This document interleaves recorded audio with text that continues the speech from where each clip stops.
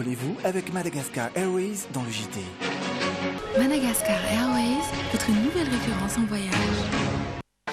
Ni autorisation, ni vite vous l'amène, Manul Channel, ni le JT.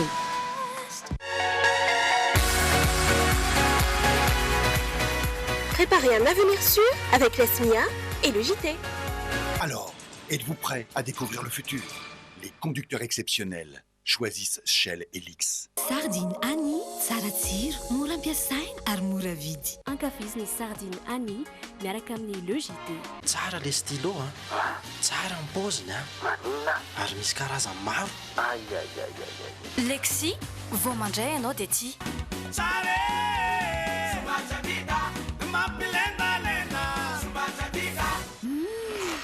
Dans la reality, la qualité à petit prix. Ireo fanaka manara-penitra sy amin'ny endry miavaka ao amin'ny tendancy réalité miaraka amin'ny logité. Ankafiziny Presto mamany kokoa amin'ny vidiny 100 ariary miaraka amin'ny le JT. Chez nous, et vous donnez le meilleur de la mayonnaise. Chez vous. Telma, safidiko numéro 1 malagasy manolotra ho anao.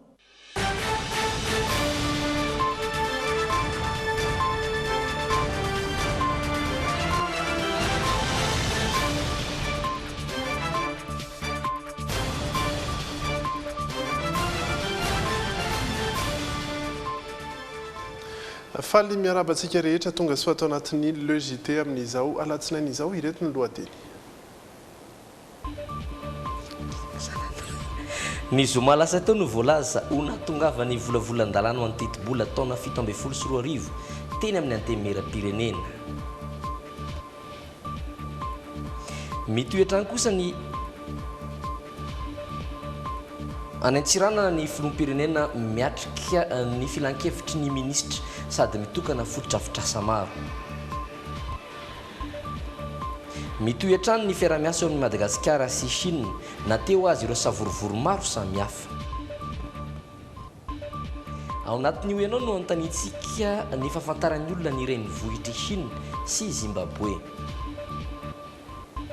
Ho tantero anatin'ny diary kosa ny akony sineparkina ny tanterana sabotsy ala lasa teo.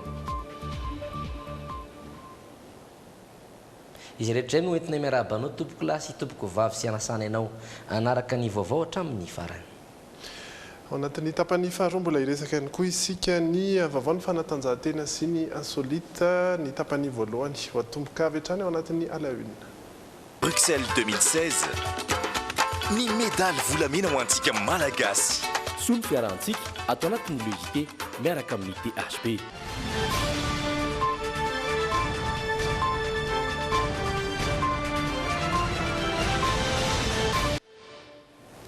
Izay resaka ny tetibola mpanjakana avy hatrany isika. Tamin'ny taona 2024 roa andro alohan'ny fahatelopolon'ny volana oktobra tamin'izany fotoana no natongavan'ireo boky mirakitra ny volavolan-dalàna mifehy ny tetibolam-panjakana taona 2024 tenivy ny antemera-pirenena. Omaly kosa natongavan'ny volavolan-dalàna ny taona 2024 tenivy ny antemera rotonta ho an'ny taona 2024. Raha ny lana fehizoro izay mifehy ny tetibolam-panjakana dia tsy tara izany. Tsy mitovy hevitra amin'izany kosa ny solombavam-bahoaka izay sendra anay satria tokony nampelantanin'izy ireo tsirairay talohan'ny fahatelopolon'ny volana lasa teo izany boky mifehy ny tetibola ho an'ny taona 2024 izany. Mitatitra ny vaovao mahakasika izany Miora Miarajatovo sy Zo Randritsalana. Efa tonga eny anivon'ny androm-panjakana mpanao lalàna eto amintsika omaly ireo boky mirakitra ny volavolan-dalàna mifehy ny tetibolam-panjakana fototra ho amin'ny taona 2024 raha ny fanazavany tompon'andraikitra eo anivon'ny ministeran'ny vola sy ny tetibola. Tsy taraiky ary manaraka ny lalàna tsara ny famoahana izany raha araka ny lalàna fehizoro mifehy ny fitantanam-bola ny taona iray dia apetraka sy zaraina mialoha ny fahatelopolon'ny volana oktobra alohan'ny taona anatanterahana azy eny anivon'ireo parlemantera ny volavolan-dalàna mifehy ny tetibola. Tsy mbola naray izany kosa nefa ireo solombavam-bahoaka amin'ny ankabetsahany. Vao naka ny dossier zaho zao zany tandroany maraina zao nahazo an'ilay dossier. Ny sasasasa nefa sy ny rehetra aby fa mbola betsaka zany tsy mahafantatra hoe efa tonga ato ny projet ny loi des finances 2017. Ny fivorian'ny anteny mera roa tontana ny anteny mera pirenena sy ny anteny meran-doolona isaky ny volana oktobra moa dia miompana amin'ny fandaniana ny volavolam-panjakana amin'ny taona ho avy sy antsiana ny tetibolam-panjakana amin'ny taona izay hitsahiny. Arak'izany dia anomboka amin'ny herinandro avy iny ny fandiniana izany nanivy ny anteny mera-pirenena sy ny anteny meran-doolona. Izahay Assemblée nationale mana 30 jours zahay ny andininana azy. Fa ny Sénat mana 15 jours ny andinindry zareo anazy. Mbola sy novakina manko le raha fa mbola vao azo ka sarotry ny tena hoe manao akory ny équilibre aminao hoe aiza iny ministère iny no nahazo budget besaka indrindra na iza no ministère kely indrindra manao ahoana ny budget mikasika décentralisation tena vonona nanao décentralisation ve ny fanjakana sa resa be fosiny. Ka izay aby zany mbola hodininay ao agnatin'ny commission des finances fa raha ohatra moa io zany manomboka fandinian'ny commission des finances dia mandeha koa io ana amin'ny Sénat dia raha ohatra ka misy fiakevitry dia manao navette izy dia mana dernier mot ny Assemblée nationale no manapaky ny loi de finances. Mbola izy koa ny fionana ataon'ny ministry ny vola sy ny tetibola amin'ireo solombavam-bahoaka manazava ny votoatiny izay volavolan-dalàna ho amin'ny tetibola ho avy izay antony izay ny mba ahafantarany rehetra ny tena vandohan-draharaha ny fitondram-panjakana. Isan'ny olana amin'ny tetibolam-panjakana eto amintsika mantsy dia famerenana fotsiny ihany ny tetibola isan-taona fa ampitomboana kely fotsiny ireo sehatra nahazony ny fanjakana famatsim-bola betsaka. Andrasana arak'izany ny votoatiny izay volavolan-dalàna feny tetibolam-panjakana fototra ao amin'ny taona 17 izay. Fa ao anatin'izay resaka vola izay hatrany. Samy hafa tanteraka ny fijerin'ny olon-tsotra sy ny paito-karena ny fanovana tokony ho entina eo amin'ny tetibolam-panjakana. Miombon-kevitra koa sy izy ireo ny amin'ny tokony ampidinina ny tetibola miasa ministera sasany na ihany koa analana ireo androm-panjakana izay tsy dia hita loatra ny tena asany. Andeha rahantsika eto anatin'ny fanadihadiana iarana amin'ny Rinandriamalala sy Doda Rahajarinjanto ny manodidina izany. Ministera telo no nampiasana vola be indrindra hatramin'izay tamin'ny lalana mifeny fitantanam-bolam-panjakana taona 2012 nanana tetibola 8 sy 500 sy 2 sy 7 alina sy 9 sy 50 sy 700 tapitrisa sy 2 miliara ariary ny ministera ny fitantanam-bola sy ny tetibola. Faharoa nanaraka azy ny ministera ny fanabeazam-pirenena izay nanana tetibola 570 sy 700 sy 4 sy 2 alina sy 10 sy 10 sy 700 tapitrisa ariary. Ary ny fahatelo ny ministera ny fahasalamana izay nomena 240 sy 700 sy 7 sy 9 alina sy 2 sy 540 sy 300 tapitrisa ariary entina mihodina nandritra ity taona 2012 ity. Raha ny hevitrireo olon-tsotra nanontanianay anefa dia tsy mifanalavitra amin'izany. Nambaran'izy ireo fa tokony atao lahara-pahamena ny anohanana izay ministera miasa ho an'ny sosialim-bahoaka sy misy fiantraikany vatana amin'ny fampihodinana amin'ny fiainam-pirenena. Moi je crois que c'est presque tous les ministères, surtout l'enseignement, la santé et l'économie. Ministeran'ny fitaterana sy ny ministera ino moa zany fandriampahalemana mba satria zany amin'izao tsika miresaka izao be dia be ny tsy fandriampahalemana dia tokony mba hanapariahana an'ireny mpitandro ny filaminana ireny ambany vohatra rehetra any. Ministera fampianarana zany tokony ampiakarina ny volana atao zany satria manko mahafinaritra bingy ireny satria le tetibolam-panjakana marina aloha fa tokony hoe misy ny vola nefa ary any amin'ny fanabeazana tena fanabeazana vola tsy sarareny zareo le izy dia any zany tokony atao base indrindra zany. Ministera ny fitantanam-bola ny antozay hoe satria io no iankina ny firenena zany no afin'le firenena. Ministera amin'ny fampianarana angamba ny ilaiko hoe ampiakarina ny tetibola satria ao amin'ny fampianarana no ahitana fototra rehetra iaingain'ny fampandrosoana. Ho an'ny manam-pahaizana manokana amin'ny toe-karena nambarany faratiana hiakatra ny arkare-pirenena dia tokony arahi-maso akaiky ny fampihodinana ireo ministera miompana misimisy kokoa amin'ny famokarana toy ny ministera ny fambolena, fiompiana ary ny jono amin'ireo afaka ataony mamerina aingana amin'ny vola mivoaka amin'ny fanodinana ny vokatra. Ka za mahita hoe lasa metametaka le izy dia lasa tsy voadinika araka ny tokony izy a ka ny tokony menany menavahana indrindra lasa tsy mahazavahana fa lasa ny amin'ny zavatra tsy misy dika ndesika za mahita dia ohatr'izao ny fahitako azy niara-toe-karenany hoe sehatra telo ny tsy maintsy jarenao sehatra voalohany sehatra fototra fambolena fiompiana reny anaty ranomasina anaty rano rehetra zany anaty kibony tany sy ny arena mahazatra na hoe produit de rente zany ny faharoa zany sehatra fanodinana ao zany ny orinasa madinika salasalany rehetra zay mamorona rena mamorona asa ary mitondra le hoe lanja fanampy na valeur ajoutée aty amin'ny sehatra fahatelo foana be dia be ny fampiasam-bola hoan'ny ministera nefa misy tsisy lana an'izy akory fa lasa inona filazan'ireny mihinam-bola fotsiny ministera io tsy misy fiverenany volana ampiasana akory na retour sur investissement raha mikesika izay teti-bola ho an'ny ministera isatsokajiny izay anisan'ny ministera telo nanana teti-bola ambany hatramin'izay ny ministera ny postra sy ny fifandraisan-davitra ary ny aira vaovao nanana teti-bola 8 sy 7 sy 4 sy 7 sy 1 tapitrisa ariary ny ministera eo anivon'ny fiadodinan'ny republika misana ny arena kibony tany sy ny solitany 2 sy 7 sy 7 sy 4 sy 1 sy 4 tapitrisa ariary ary ny ministera ny kolotsaina 7 sy 9 sy 5 sy 7 sy 9 sy 7 tapitrisa ariary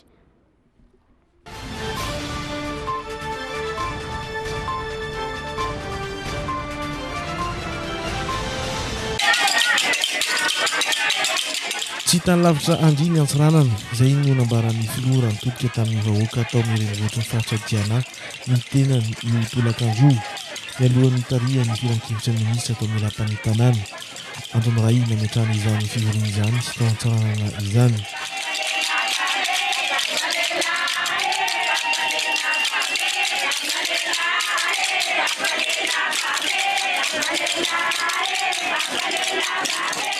mialohan'io dia efa nitokana ny trano ho an'ny fizaran-tany ny tenany ka nanambarany ny mahazava-dehibe izany sampana izany eo amin'ny fampandrosoana ny Madagasikara fa isan'ny tena manan-karena amin'izany ianareo ary izany fizaran-tany izany dia tokony hitondra fampandrosoana hiteraka asa ho an'ny tanora hiteraka fivoarana eo amin'ny lafiny ara-ekonomika ary izany indrindra no tsy maintsy anambarantsika foto-drafitrasa maro mba entina hampandrosoana ny fizaran-tany nijery ny fivoaran'ny asa fanamboarana ny ampandalana teo amin'ny croisement Y ihany koa ny tenany foto-drafitrasa izay tafiditra ao anatin'ny tetikasa pôle intégré de croissance na pic andiany faharoa amin'ny 1 kilomètre 5 eo izy dia avy eo ny deuxième partie avy amin'ny bazary laskama mandeha jusqu'à amin'ny lastar ny avancement ny travaux angamba izao eo amina 75% io tokony normalement obika any amin'ny fin novembre any ity lalana fotoana izay nanambarany nandritra ny lahateniny fa hanamboarana ny lalana mampitohy ny Ambilobe sy Voimara fantatraina sarotry ny lalana ary zany natonga n'Andriamatoa filohan'ny antenimera-pirenena teo nilaza fa ny fanampy izay nataonay ho amin'ny fanamboarana ny lalana ty aminareo dia tazominay ho taterahanay ny hafa nazo vato tamin'izany taloha fa izay koa sanao natanteraka ny asa tsy manenina izany satria izany no tena fitiava-tandrazana fanompoana ny firenena teo kilasy tokopavy fa teny amin'ny sarana atsamina antsiranana kosa no mitokana ny sambo lehibe mpitatitra solika ny orinasa logistique pétrolière sambo izay mahazaka solika 7 sy 7 tapitrisa litatra ary hitety any Madagasikara ray mantolo amin'izay fitaterana solika izay enina teo ny fahasahiranana eo amin'ny lafiny herinaratra mba azonareo an-tsaina mory vahoaka anatsiranana fa io solika ampiasaina amin'ny motera zay any Jirama io dia miainga ny Tomasina mandalana ny Antananarivo zay voatoka ty aminareo mavesatra reo camion mitondra an'ireo aza ny tsy ho simba ny lalana aza ny tsy ho sahirana nareo satria tsy tonga ny carburant ao amin'ny Jirama io ny vahaolana io ny ampahany vahaolana eo aminareo io sambo eo tompoko lasy tompokavy no ampahany zany vahaolana izany fa mihoatra noho izany dia ny tsekinatsika itsony eo amin'ny lafin'ny famokarana herinaratra amin'ny avy eo amin'izany solika izany fa ny anampitsika an'izany amin'ny herinaritra avy amin'ny masoandro avy amin'ny rivotra izay nananareo be dia be eto avy amin'ny alalan'ny rian-drano. Maro ny tetikasa izay natokana ho an'ny antsiranana, anisan'izany ny fametrahana ny ZES na ny zone économique spéciale. Eo amin'ny lafiny fahasalamana dia nitokanana ihany koa ny fitaovana fitarafana vaovao na scanner entina mitsinjo ny fahasalamam-bahoaka. Io dolakandro io taorian'ny filan-kevitra minisitra dia niaolana tamin'ny mpandraharaha taty an-toerana ny filohan'ny repoblika. Iny ihany koa ny antsika miato kely mbola mitohy hatrany ireo vaovao maro samihafa ao aorian'ny dokam-barotra.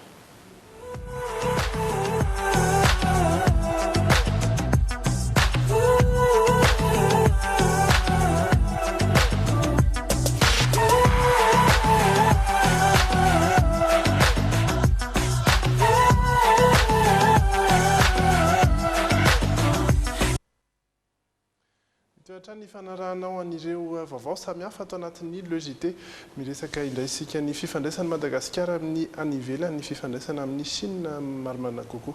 Manoloana ny savorovory izay nisy teo aloha mikasika ny fitrandrana tao soa mahamanina dia mbola hitohy hatrany ny fiara-miasa Madagasikara sy Chine raha ny nambara ny mahasovon'izy ireo androany fa nadedina iarana amin'ny perdina razafin-dramanana sy anjara kotonoraina.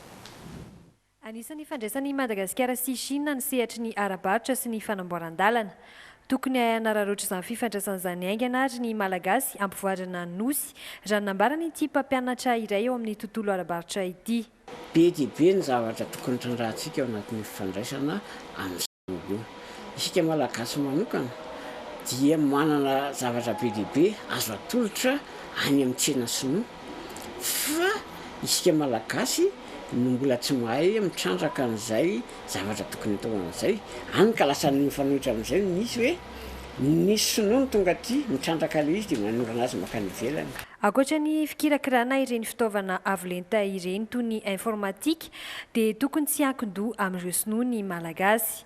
Ho kosa ity mpampianatra marketing ity.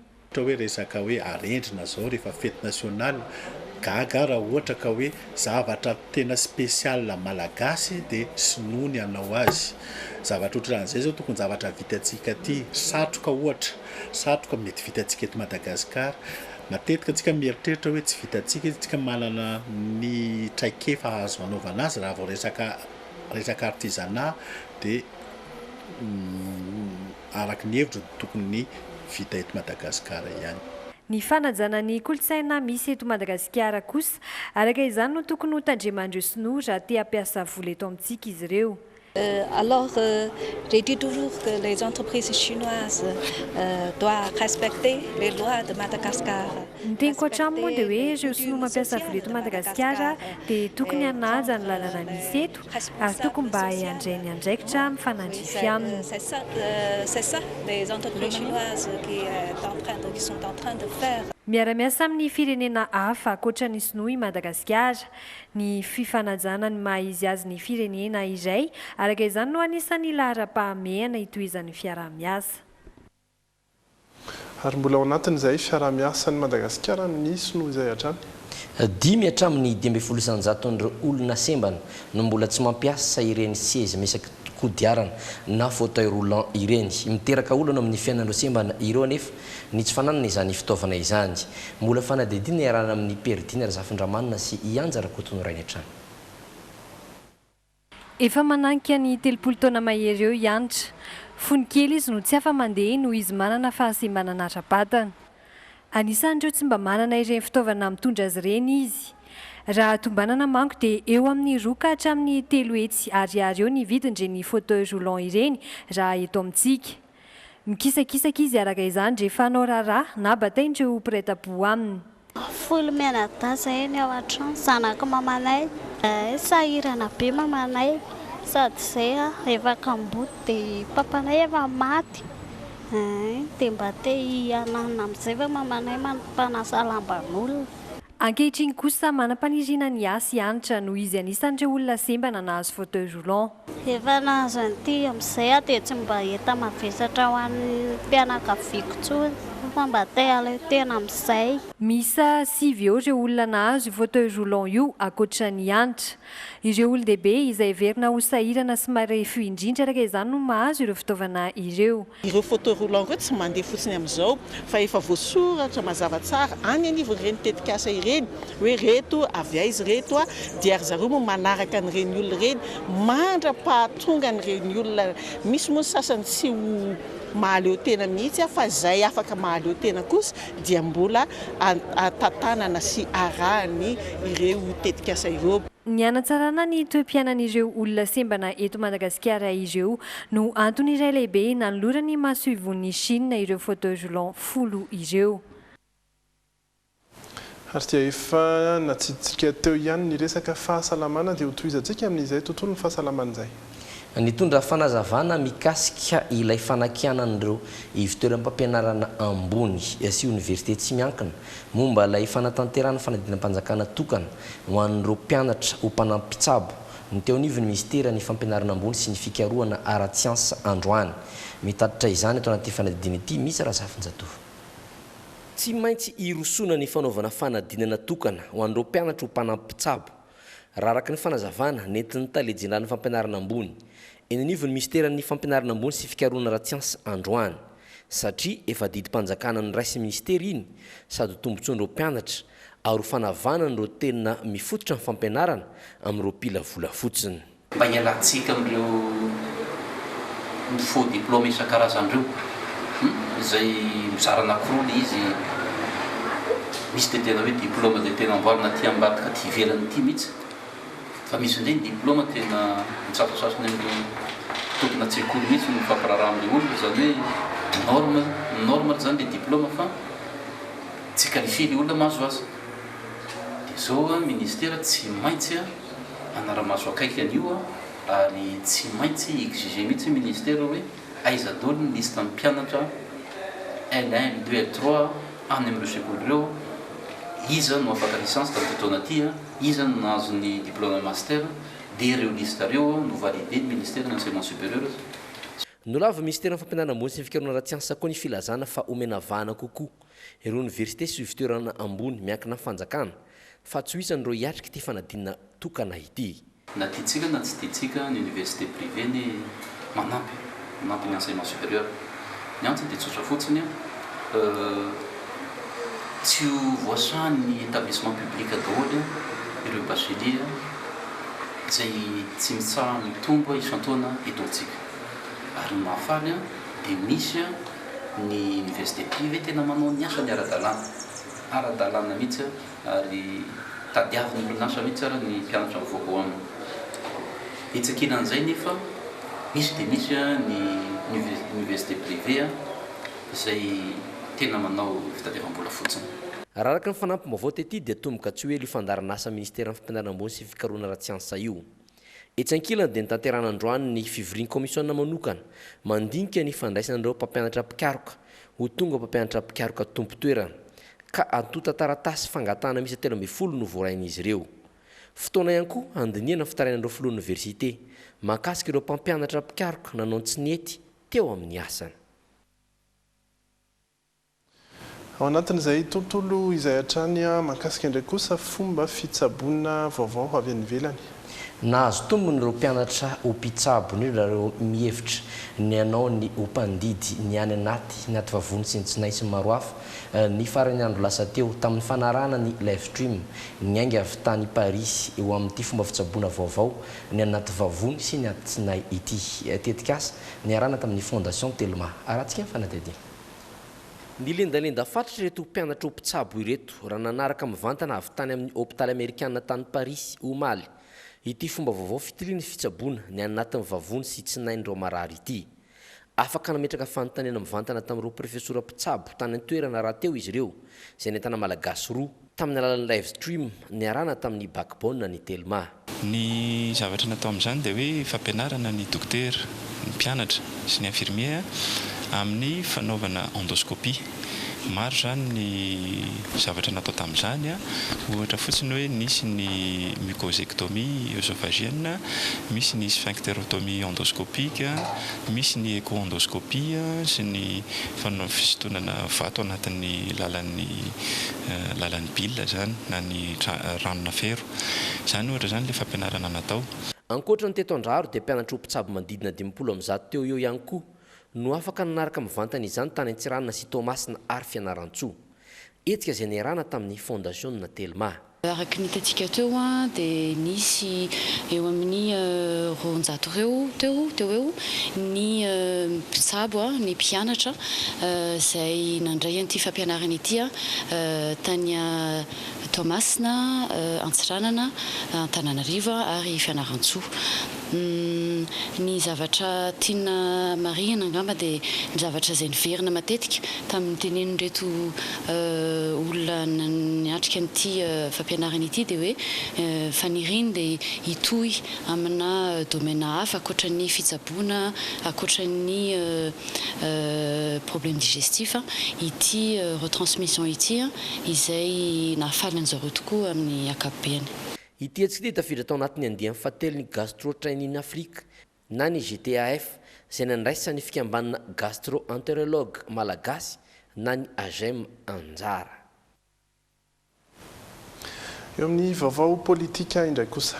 Nolavin'ireo solombavambahoaka izay lany tamin'ny alalan'ny antoko VPMM ny filazana fa manana antoko ary andray toerana enivon'ny fanoerana ny antoko MMM fanambarana izay nataony mpitarika azy ireo tamin'ny farany randro lasa teo tao anatin'ny kongresin'ity antoko ity. Ndaorantsika ny fanampanazavana hoentin'ny ireo solombavambahoaka avy amin'ny antoko VPMM ireo. Raha ny fahazahoako an'iny fanambarana nataon'ny filohan'ny MMM iny amiko aloha dia ny laza azy hoe mpanohitra tsy mpanohitra ny filazako azy fa mpialona. Ny solombavambahoaka lany tamin'ny anaran'ny VPMM dia mazava ho azy fa tamin'izany no nilatsahan'ny solombavambahoaka rehetra fa tsy tamin'ny antoko MMM. Fa taorian'ny fahalaniany solombavambahoaka sy taorian'ny fifidianana filoham-pirenena vao tafatsangana ny antoko MMM. Dikan'izany tsy manana solombavambahoaka na iray ny antoko MMM ao amin'ny antenimiera-pirenena. Fa ny fitondrana mijoro ankehitriny dia fitondrana izay lany tamin'ireny lalam-panorenana izay nolanina tamin'ny andro ny tetezamita reny. Ka raha ianao amin'ny fotoan'andro izay andohany fitondrana dia miaraka amin'ny fitondrana eo afovoany eo ianao milaza indray ho mpanohitra dia izay milazako hoe tsy mpanohitra reny fa mpialona. Iny ihany koa no antsika miampita amin'ny vaovao any ivelany. Tao anatin'ny 2 volana izao dia intelo ny hetsika ny tany Italia. Ny amafy hatrany izany roa tany izany araka ny tranga androany vao maraina tany mifaritra maro tany Italia tany. Arahantsika ny fanadihadiana. Ny somaritaka ny iray tanàna re hatrany mifaritra lavitra toa ny Florence sy Naples ity fihetsehany tany indray tany Italia ity. Tsy nitsahatra na raha teo ny antsovonjin'ireo mponina tany amin'ny mpamonjy vono sy ireo mpiaro ny sivily.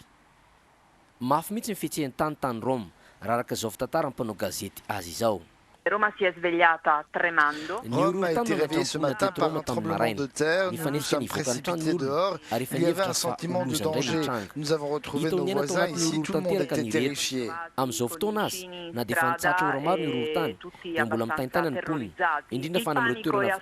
présent, le moment de panique est passé. Beaucoup de monde à Rome vient des Marches et de Lombrie, les régions les plus touchées. Les familiari sul posto, là dove il terremoto ha colpito più duramente. Per verificare le loro condizioni chiaramente. Nakato ny mpitondra fanjakana ny Roma raha teo ny zotrana metro rehetra ho an'ny fanamarinana mba tsy hisiany loza. Nitrangana fanamarinana toy izany hatrany bazilikan'i Saint-Pierre, izany hoe tao amin'ny fobe ny finoana katolika au Vatican. Mbola nisy ako ny tamin'ny roapolo ity rorontany goavana ity satria maro tamin'izy ireo ny tantara fa toa mbola maheno ny tany mihevitrovitra eo ambany tongony. Ny tena maro nefa dia tsy misy tany mihetsika intsony fa toa mbola manonofo ratsy ny mponina hatramin'izao. Nefa ohatran'ny mbola maheno ny fihetsehany tany hatrany mifarany lalina indrindra ny mponina.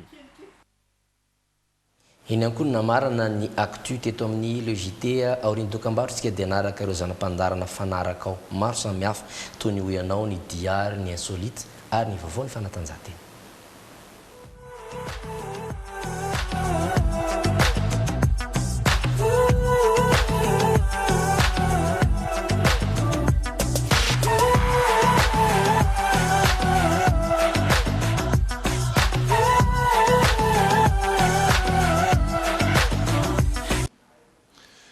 mitoetra ny logité miditra anatin'ny tapany faharoa isika izao ary dia iresaka ny vaovao fa kely fanatanjahantena ny kolotsaina fa zaho aloha dia ny oy ianao.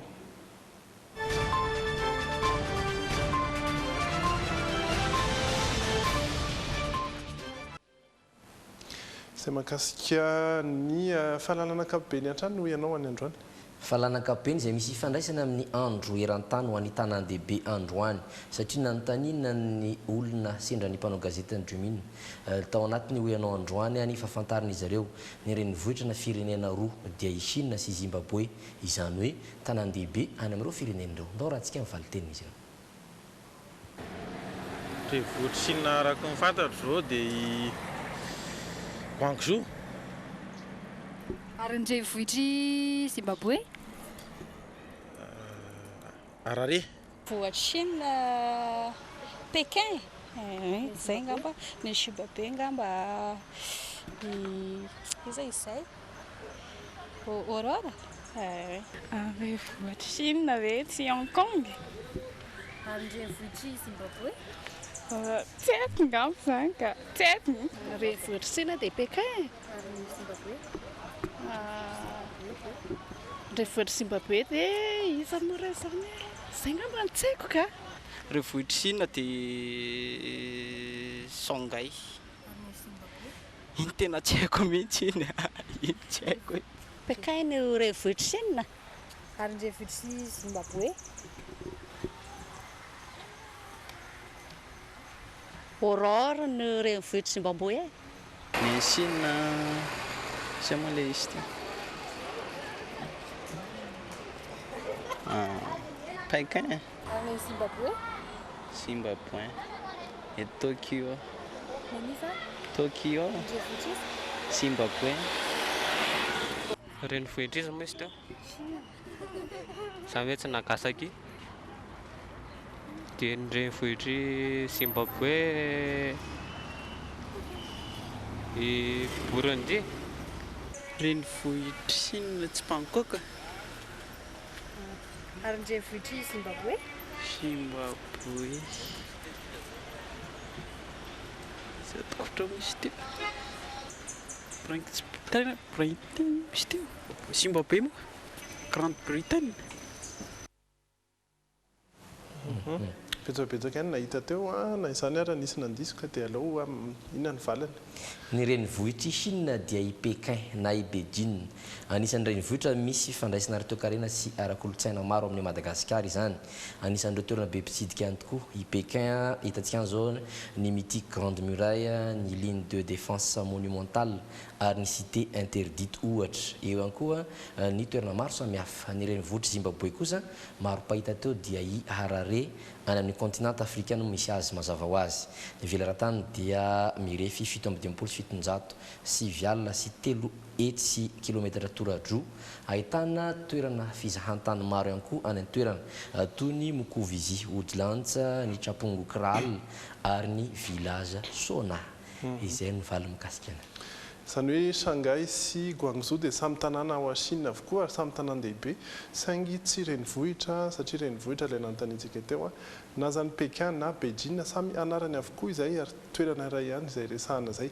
Ivadika anatin'ny diarina antsika.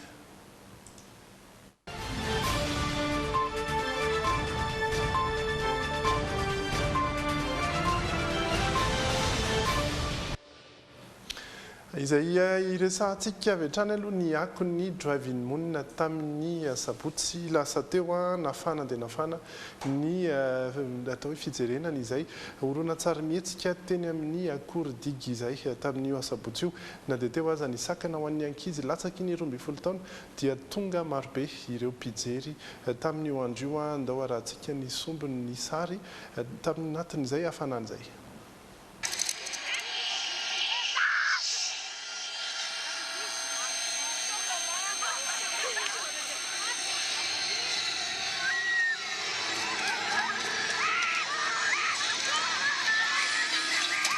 fa ombiazana tanteraka ilay ciné-parking spécial Halloween nijerena ilay horonan-tsary nitondra ny lohateny hoe dans le noir. Maro ireo olona tonga tetỳ amin'ny Akordigy, indrindra ireo tanora, na efa nanomboka izay ny horonan-tsary. Mbola maro ireo fiara ny tonga teto am-bavahady. Taty anatina nefa efa orakoraka tomany no tazana tetỳ.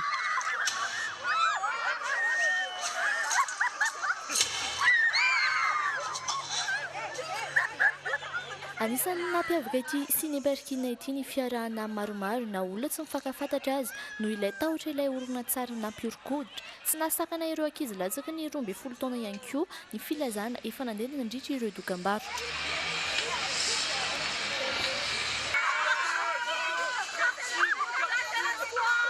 Araka izany nafana tanteraka ny aliny asabotsy nandritra ny fandefasana ilay horonan-tsary dans le noir izay naharitra ora iray sy sasany. Ary dia mbola isy hatrany moa ny drive-in monina fa dia raha hatrany ny eto amin'ny dremina ahafantaranareo ny mahakasika an'izay vaovao hafa indray kosa mampalahelo. Ny maraina tao vao nodimandro marina i andriamparany Michel nafantatry maro amin'ny anarana hoe Doudou Michel ny fatapahany lalandra tany amin'ny loha na ny AVC no nitarika amin'ny fahafatesany raha ny fanazavany ireo fianakaviany. 10 andro izay izy no nitsaboana teny amin'ny hopitaly. Mpanakanto sady filohan'ny antoko afabe na asa fanabeazana ho an'ny besy maro i Doudou Michel. Teo amin'ny 17 taona izy izao nodimandro izao. Setra nafantarana azy ihany koa ny asa sosialy. Eny amin'ny trano fonenany ambany ala Itosy no misy nomafy mangatsikany amin'izao. Amin'ny alakamisy ho avy izao no voalaza fa anatanterana ny fandevenana azy eny an-tany fisaka i Meritsetoski. Melo izay dia hoentina nomeza amboninahitra farany eny amin'ny FJKM Amparibe famonjena ny nofy mangatsika ny Doudou Michel. Raha tsika ny hira izay mentina atserovana azy ao anatin'izany ihany koa no hirarinay fankahirezana sy fionona feno ho an'ny fianakaviany sy ireo mpankafy ary ireo namana anivon'ny Doudou Michel.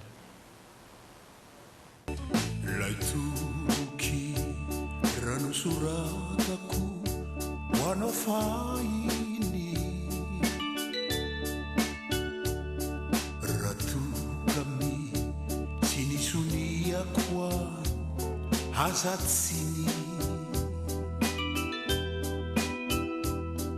mba hangalao ko makely ange ka azafady fafao vono ny anarako. Iny ihany koa no antsika miampita amin'ny vaovao any ivelany kely indray anatin'ny insolite.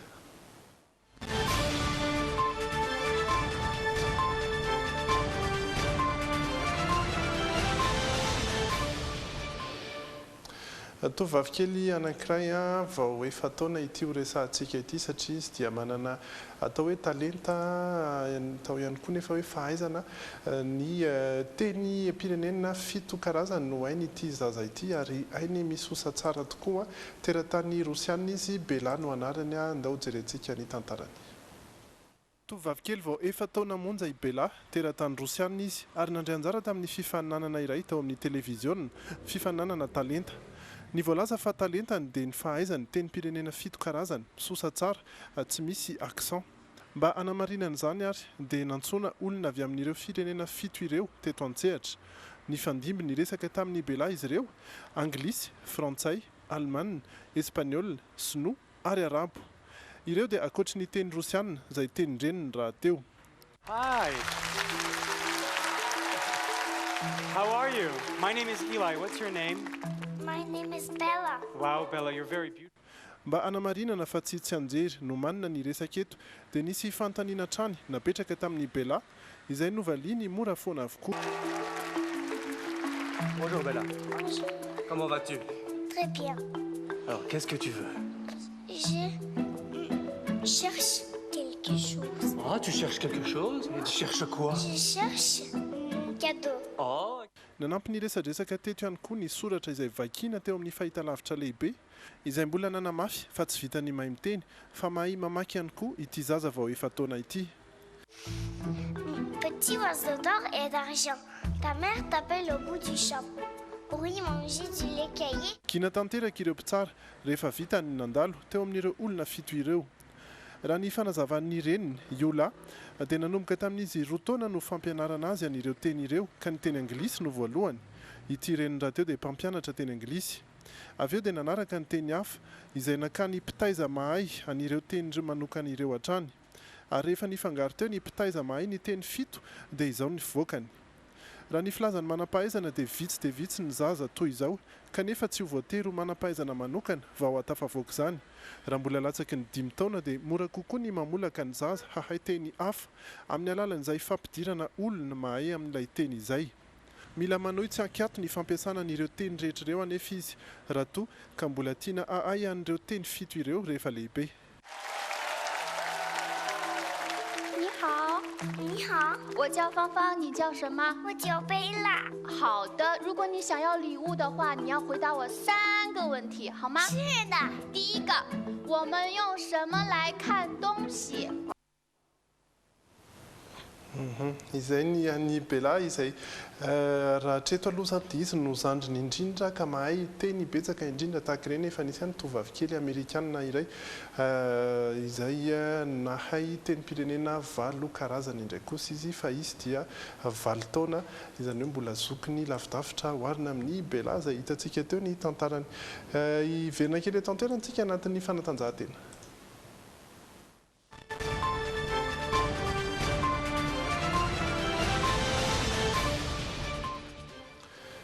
Atombotsika amin'ny Tsipikanety be. Tsipikanety be izay ampiantranotsika ny fiadina izay tompon-daka eran-tany andiany fahenina amby 7 ny fiandohan'ny volana Desambra ho avy izao.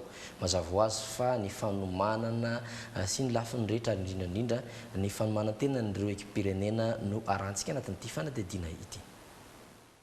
Saika nakana olana kely ny trano fandraisam-bahiny izay fantanan'ireo mpilalao Tsipikanety be sy ireo délégation hiatrika ity fiadina izay tompon-daka eran-tany ho an'ny taranja Tsipikanety be ity.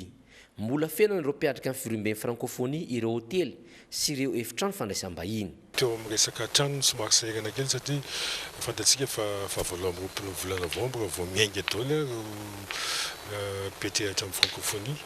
Nefa maro dia maro misy délégation any amin'ny 3 any tonga alohan'izay fotoan'izay fa ny fiarah-miasa tamin'ny zareo vao francophonie sy ny tompona trano fandraisam-bahiny dia voavazy rehetrarehetra izay. Etsy ankilany dia efa azo ambaro vita hatramin'ny 700 hatreto ny pitsopitso ny hafa rehetra amin'ny fampiantranoantsika ity fiadina izay tompon-daka eran-tany ho an'ny taranja Tsipikanety be ny fiandohan'ny volana Desambra ho avy izao ity. Ny amin'ny kianja dia efa tapaka fa manomboka ny 10 novambra no malalaka tanteraka ny gymnase couvert torak'izay koa ny palais de sport na mbola misy etika kely ary aoriana fa tsy mahasakana an'izay. Ny fitaterana an'ireo délégation dia fa misy fiarah-miasa akaiky amin'ny DHL dia amin'ny ankapobeny azo lazaina fa 700 fikarakarana dia efa tomombana tanteraka. Mahakasika ireo plan national kosa dia hiatrika ny grand défi de pétanque izay atao any amin'ny kianjan'ny CBT Mahamasina ny farany andro avy izao izy enina amin'ny rahalahy ka aorian'io no amoahany ireo mpilalao 4 amin'ny rahalahy ho voatana farany hiaro ny voninahitry Madagasikara.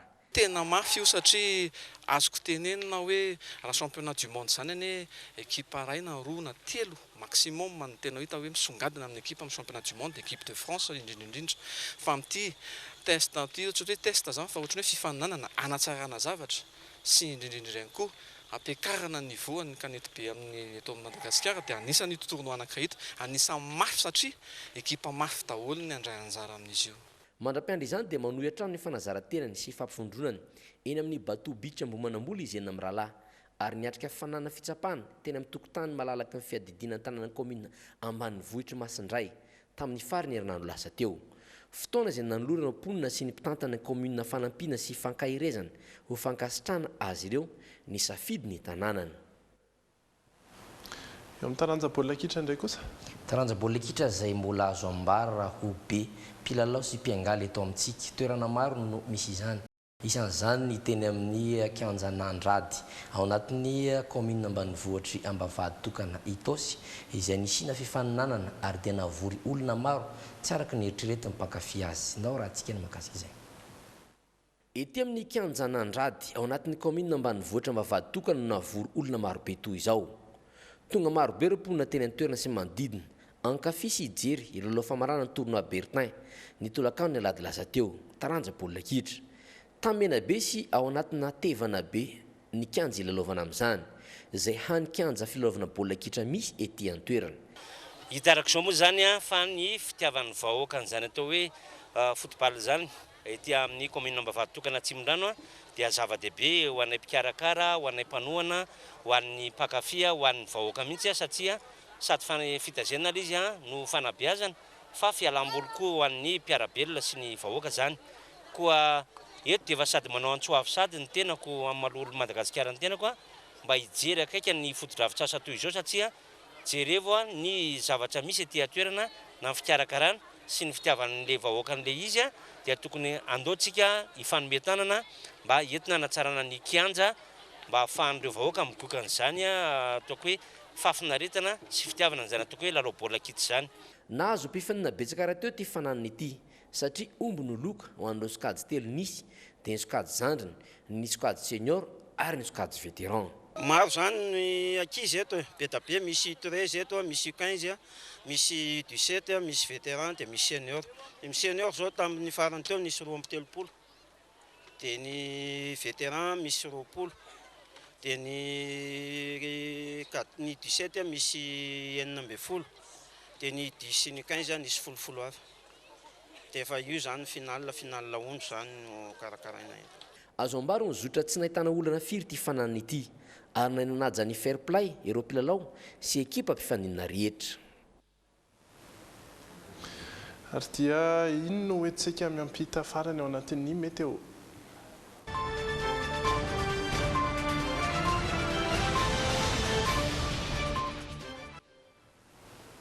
Maromaro indray ho an'ny rahampitso ny toerana izay misy orana ary isy oram-baratra ihany koa na dia tsy dia haritra loatra aza izay ao anatin'izay ohatra Antananarivo, Antsirabe, Fianarantsoa izay anomboka tolakandro mandina ny amin'ny 2 ora tolakandro hatramin'ny 7 ora arivo eo izay orana izay.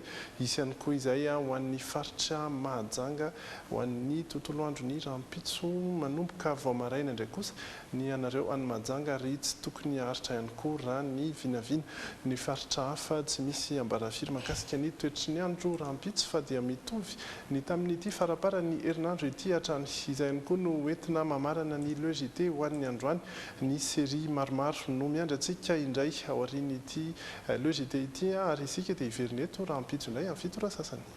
Metraka mandra-peona ho amin'ny alarobia hariva indray. Hello matako.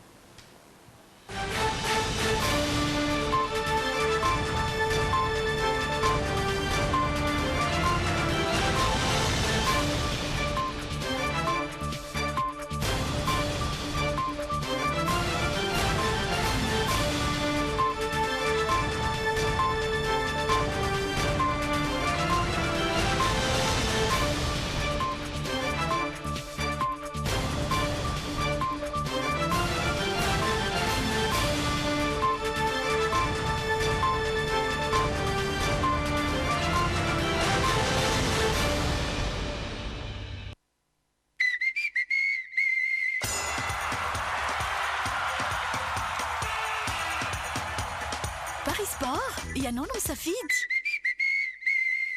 Champions League. Zay tompoko no anoborantsika nyty volana novembre ity miarahaba tompoko. Paris Sport, ianao no misafidy. Lalao maromaro ny afahanareo lalao atao anatin'ny Champions League ho amin'ny rahampitso aloha dia afaka misafidy nareo. Ny fomba filalaovana tsotra kely atoroko ihany aloha an'izay tsy mahay.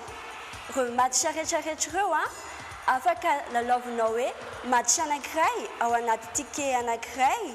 Jerenao fotsiny hoe iza mety ohatrany ahoana ny valin'ny lalao. Mety mandresy ve ny ekipa mampiatrano sa ny ekipa mpanafika mety mandresy sa ve mety match nul le izy.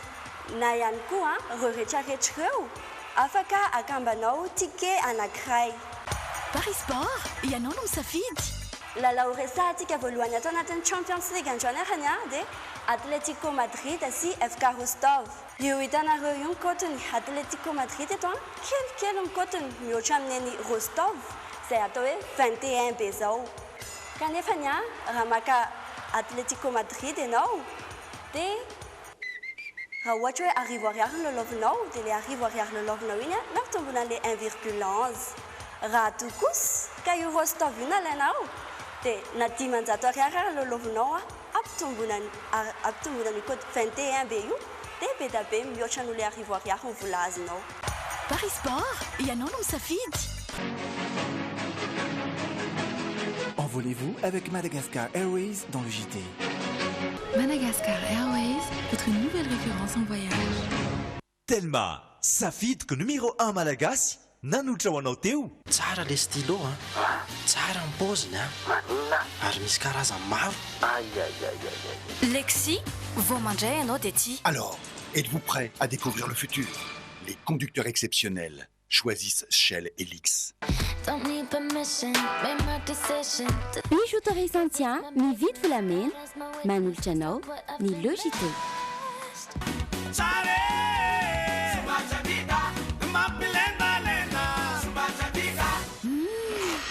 Tanazio Reality, la qualité à petit prix. Ireo fanaka manara-penitra sy amin'ny endry miavaka ao amin'ny Tendancy Reality miaraka amin'ny Logité. Chez nous, et vous donnez le meilleur de la mayonnaise. Chez vous.